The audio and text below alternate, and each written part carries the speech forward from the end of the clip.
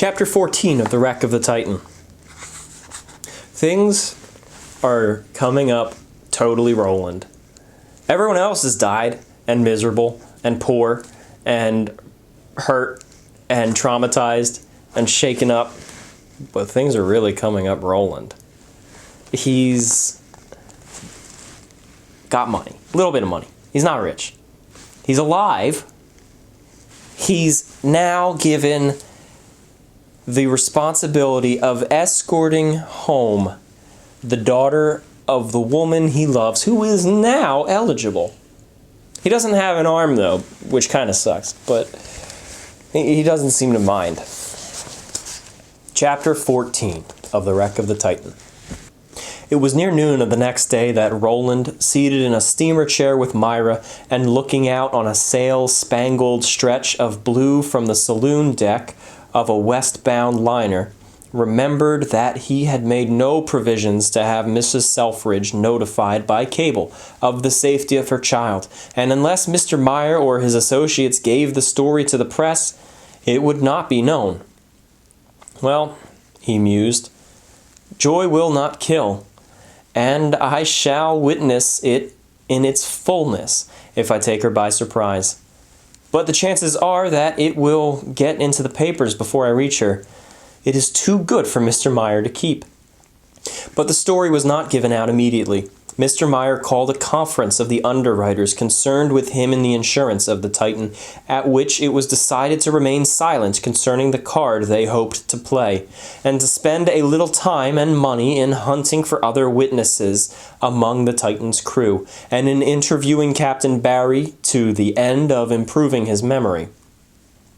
A few stormy meetings with this huge obstructionist convinced them of the futility of further effort in his direction.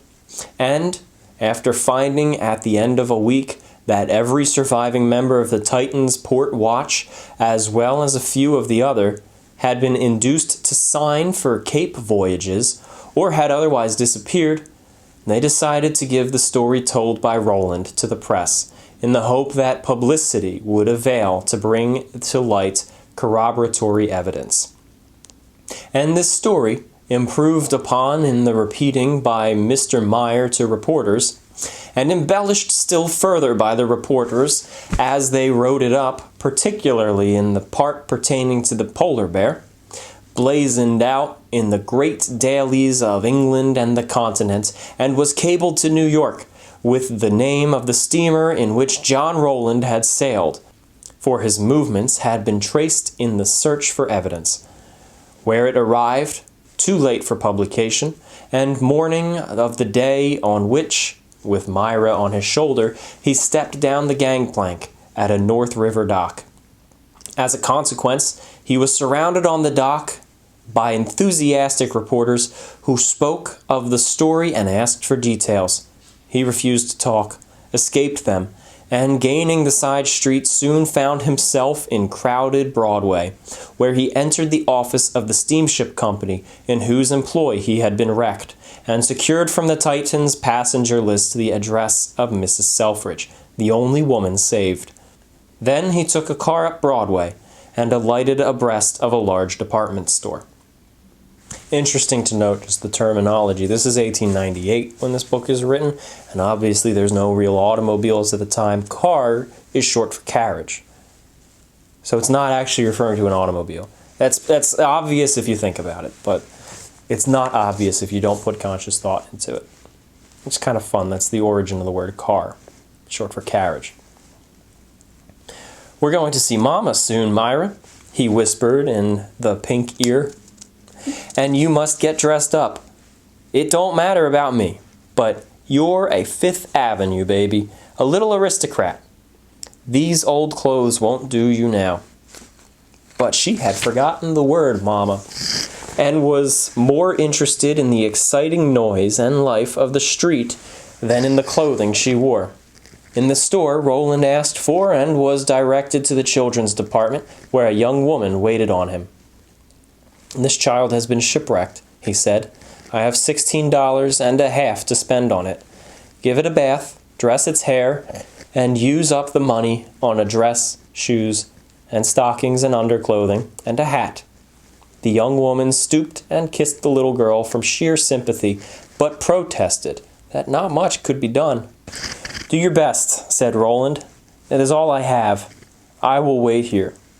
An hour later, penniless again, he emerged from the store with Myra, bravely dressed in her new finery, and was stopped at the corner by a policeman who had seen him come out and who marveled, doubtless, at such juxtaposition of rags and ribbons. "Whose kid you got?" he demanded. "I believe it is the daughter of Mrs. Colonel Selfridge," answered Roland haughtily, too haughtily by far. "You believe, but you don't know. Come back into the store, me tourist, and we'll see who you stole it from." "Very well, officer. I can prove possession." They started back, the officer with his hand on Roland's collar, and were met at the door by a party of 3 or 4 people coming out. One of this party, a young woman in black, uttered a piercing shriek and sprang towards them. "Myra!" she screamed. "Give me my baby! Give her to me!" "Oh, sucks for you, Roland." She snatched the child from Roland's shoulder, hugged it, kissed it, cried and screamed over it, then, oblivious to the crowd that collected, incontinently fainted in the arms of the indignant old gentleman. "You scoundrel!" he exclaimed as he flourished his cane over Roland's head with a free arm. "We've caught you!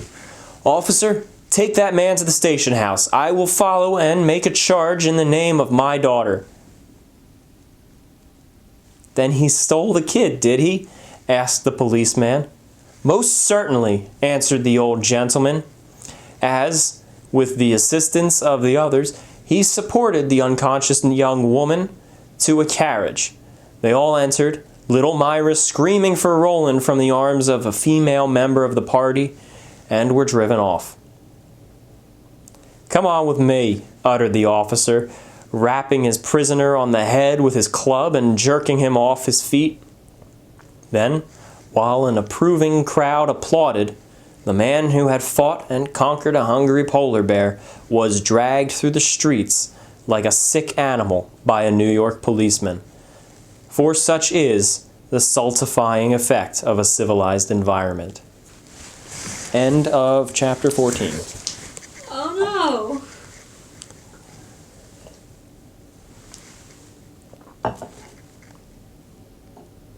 Things aren't coming up rolling.